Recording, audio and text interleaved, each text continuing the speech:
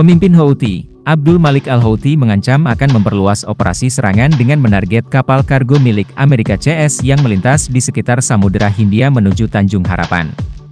Para pejuang akan terus memperluas efektivitas dan cakupan operasi ke wilayah dan lokasi yang tidak pernah diduga oleh musuh, tegas Malik al-Houthi.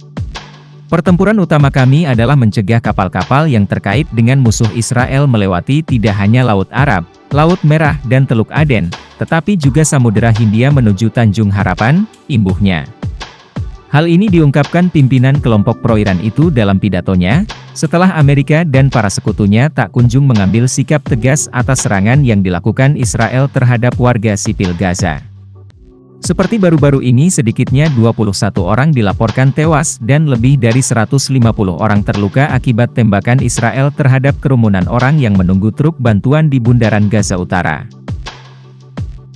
Sebelumnya, pada tanggal 29 Februari, Otoritas Kesehatan Palestina mengatakan pasukan Israel telah menembak mati lebih dari 100 warga Palestina saat mereka menunggu pengiriman bantuan di dekat kota Gaza. Insiden ini yang membuat Houthi geram hingga nekat mengambil langkah lebih agresif, mengintensifkan serangan kepada sekutu yang terafiliasi dengan Israel di wilayah Samudera Hindia, sebagaimana dikutip dari Arab News. Kami menegaskan para pejuang kami akan terus memperluas efektivitas dan cakupan operasi bahkan melintasi Samudera Hindia menuju Tanjung Harapan, tegas Malik al-Houthi.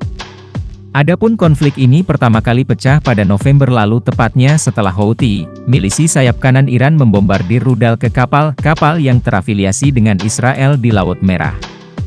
Pejabat Houthi beranggapan blokade dan penyerangan yang mereka lakukan adalah bentuk protes atas agresi Israel di Gaza, Palestina yang telah menewaskan lebih dari 31.000 jiwa.